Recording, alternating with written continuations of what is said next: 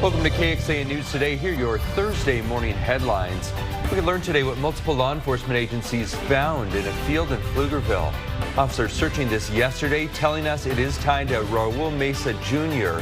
Some law enforcement call him a potential serial killer. Police arresting Mesa in May, accusing him of killing the man he lived with. Investigators say he could be linked to as many as 10 cold cases. City of Round Rock is in the middle of planning and building multiple projects that were approved by voters in Proposition A back in May. But the city needs millions of dollars to get some of those projects up and going before the bonds can be used. The city is holding a city council meeting tonight to explain what they are proposing. The Powerball jackpot is now an estimated $875 million. No winner in last night's $750 million jackpot. The next drawing is on Saturday. This morning we could learn what else was inside a home in Cedar Park. This is where officials believe that they found some explosive material. Thanks for joining us. I'm Tom Miller. I'm Sally Etnan. Crews were out there at that home near Parksville way late into last night. They wrapped up just before midnight. Police working with the Austin Bomb Squad and several other agencies, including the Bureau of Alcohol, Tobacco and Firearms and the FBI, to find out exactly what was inside that home. Police say around 2 o'clock in the afternoon they got that call from a woman who found suspicious items in her home. Now, Cedar Park Police Chief Mike Harmon tells us they believe the explosives may have been there, put by someone that she knows. Neighbors in 4 homes were evacuated and some living nearby were surprised. It is kind of alarming. It's just not something you think of in your neighborhood, your old quiet neighborhood, that would happen. Officials sent the material to a lab for testing.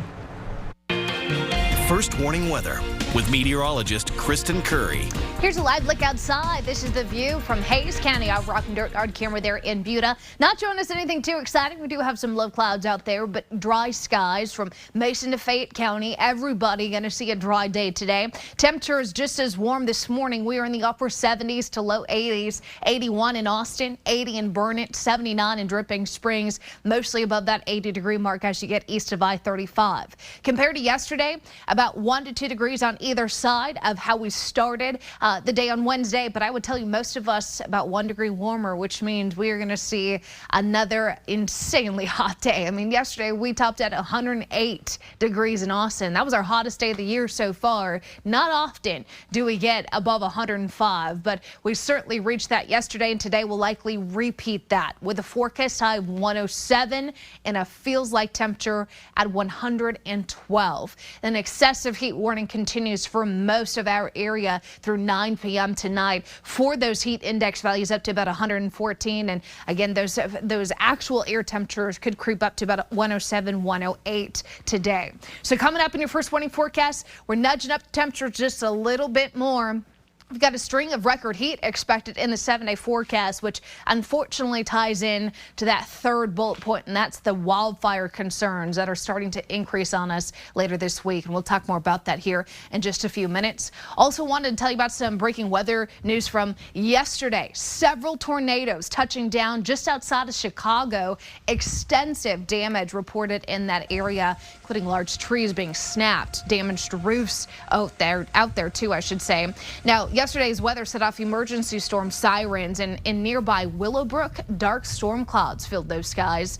The weather and the threat of severe storms has caused travel delays at O'Hare International Airport. It canceled or delayed hundreds of flights due to the weather. Now, travelers are trying to stay calm, hoping they can get to their final destinations sooner rather than later. Oh no, rearrange everything, then the feeding. So I had to re-strategize everything. So yeah, hence a lot of little bags, yeah. And then now with just a lot of cancellations and all the challenges that come with it. Looking at the, tower control shortage personnel, the delays, the weather, the impacts, the fires, it's been a lot going on lately. Are we going to make it? Now, here's something to keep in mind. Traveler rights are better these days, with airlines offering vouchers and miles for severe disruptions. And if possible, carry on at all times. That way, if bags are lost, you will at least have something with you. We'll continue to keep on top of these delays out in the Midwest today. Okay, thank you, Kristen. The Texas Department of Public Safety telling KXAN it will continue patrols here in Austin. This is despite the interim city manager and mayor suspending the official partnership between Austin Police and DPS. One major concern, though, from some council members, the accusation that DPS unfairly targeted black and brown communities. And DPS data provided to Austin back in April shows the majority of arrests were black or Latino people. Now, the group Save Austin Now says suspending the partnership is going to hurt your public safety. Co-founders of that advocacy group say DPS is a temporary solution while the city works out on a labor contract with APD. In a statement, its leaders write, quote, Austin residents must rise up and demand Austin reinstate the partnership until we have a 4-year labor contract and rapidly improve both recruitment and retention. President of the Austin Police Association saying APD is currently 500 officers short. That's based on Austin's minimum staffing projections. He called on Police Chief Joseph Chacon for some answers. In a statement, he went on to say, quote, the APA sincerely hopes that Chief Chacon takes this opportunity to address the public and his officers about the realities his police department is facing. The additional challenges moving forward without DPS assistance and how he intends to resolve the staffing crisis.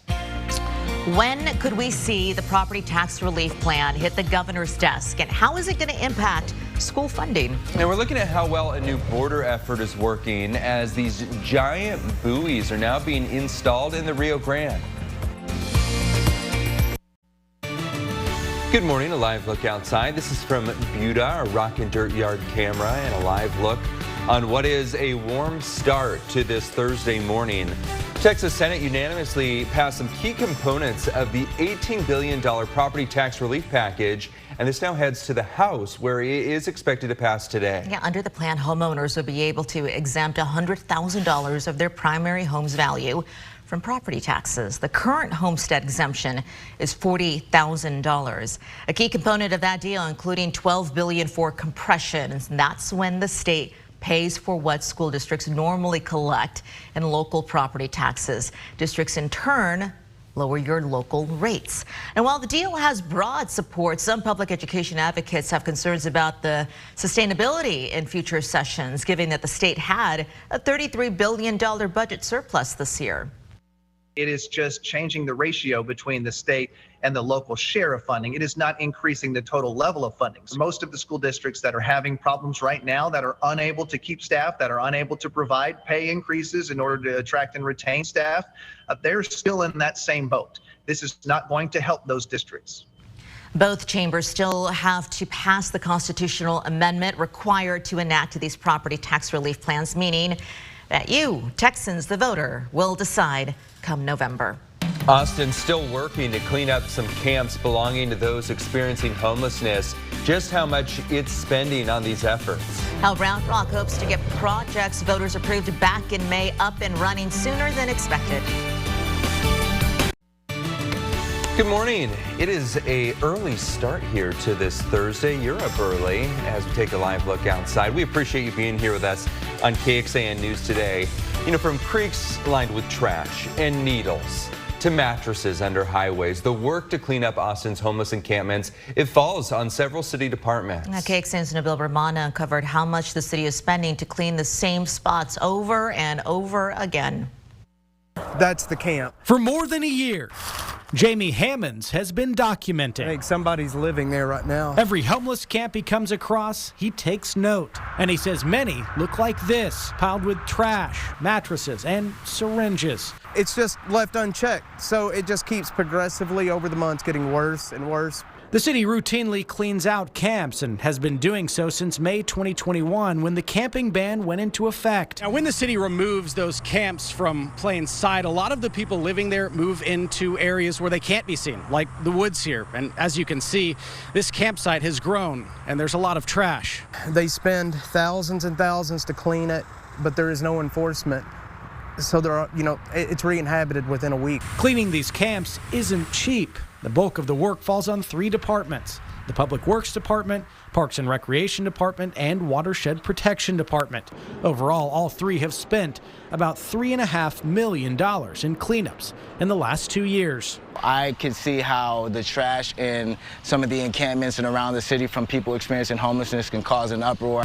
Anthony Jackson with We Can Now has helped place people into housing.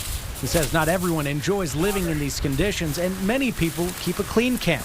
But there are some that get out of hand. Mental illness, drug abuse, and drug use definitely adds to the component. Jackson says progress is being made and more housing will help, but it takes one step at a time. More is going to have to be done, but I think we're having those conversations. It's crazy. Hammonds says the current methods aren't doing enough, and the city has to do even more. It's more upsetting to know, how much money they have and that we still have humans living in these conditions. Nabil Ramadna, KXAN News.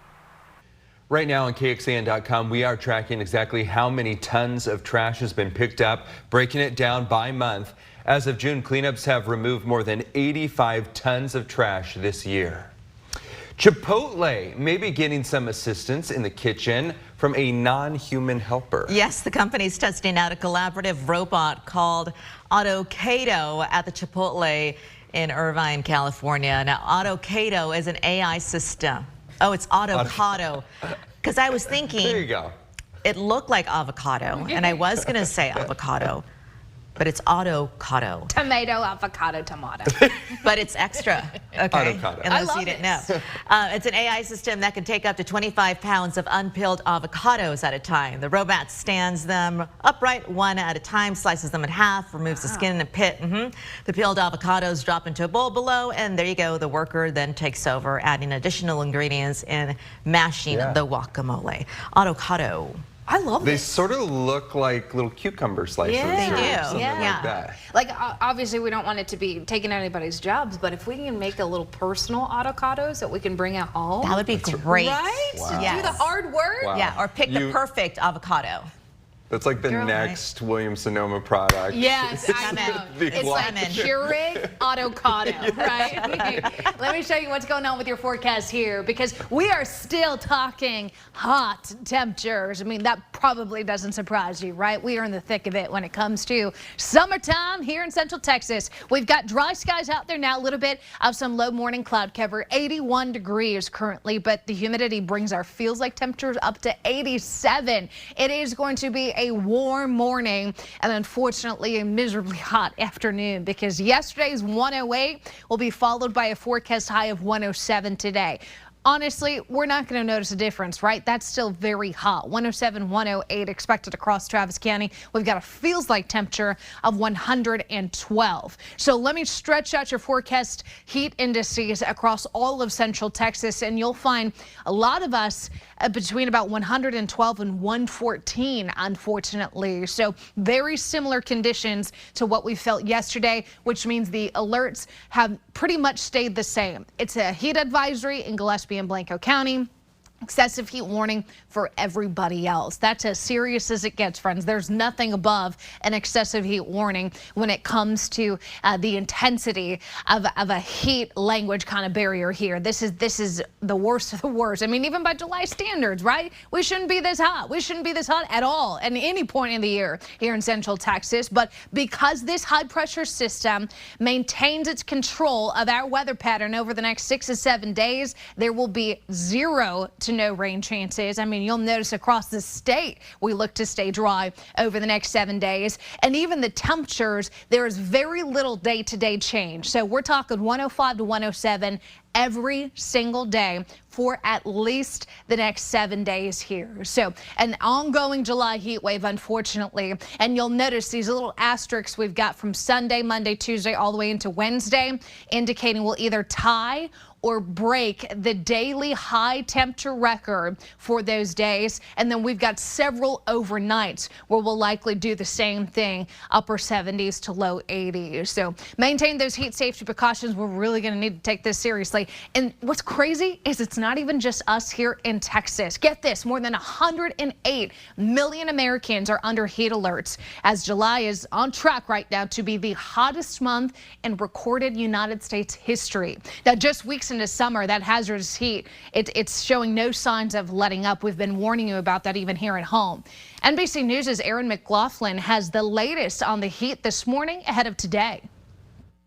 Here in Phoenix, the temperatures are absolutely sweltering. 12 consecutive days of temperatures in excess of 110 degrees. That is approaching an 18-day record as citizens here in Phoenix are scrambling to cope. Hard-hit communities such as this one fleeing to cooling centers. City officials doing everything they can, but many saying it's not enough. I'll have all that and more coming up on Today. Okay, we'll watch for that. Another mosquito trap, though, in Williamson County. A sample has tested positive for the West Nile virus. That's according to Williamson County and the city's health district. The sample was collected in the Brushy Creek area near the Beck Preserve on Great Oaks Drive. So keep an eye out for that. Going in depth, this was the 5th reported trap that tested positive for West Nile this year in Williamson County. Just yesterday, state officials confirming the first human case of West Nile in Dallas County. Symptoms include fever, headache, body ache, skin rash on the trunk of the body. Swollen lymph nodes, too, are something that you should be aware of. We are getting a better look at the giant buoys going into the Rio Grande near the border. Installation started near Eagle Pass, an area more than 3 hours southwest of Austin. New pictures show migrants still trying to cross as crews work to install the buoy barrier. You can see there's some razor wire that's lining the bank of the river there as well. There are also large areas of sand that have been formed, which appears crews cleared out some of that vegetation. Houston Chronicle reporting it obtained an internal document from Customs and Border Protection, and in it, Border Patrol agents say that razor wire is actually making their job harder. Meantime, the Department of Homeland Security is starting a new family reunification program. And that could speed up the process for people who enter the U.S. legally.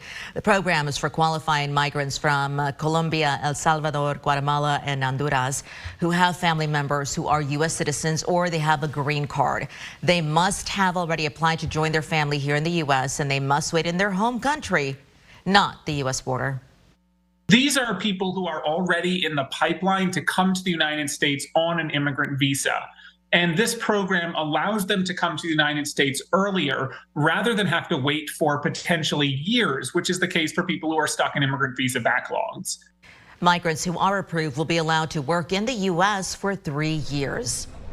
Well, the number of single parents on a steady rise here in America, with our country having the highest rate of children living in single parent households. Yeah, it can be lonely, it can be very challenging, and now there's a growing number of moms who've discovered it doesn't have to be that way. Kim Neff and Crystal Terry met when their boys were in first grade in the same class. Years later, after divorce and separation, the moms decided they would be better off living together. We thought, okay, so this will be better for us financially. Right. We can share the rent, share the utilities, share the groceries. Right. You can help with childcare. I'm at the office, you're at home. Did you think of it also as emotional support? Well, absolutely. Yeah. But I didn't realize that would be such a big benefit of it until we moved in together. There's another adult here that understands what I'm facing, what I'm going through. Like the component that you have in a marriage, but without the romantic piece of it, has been huge.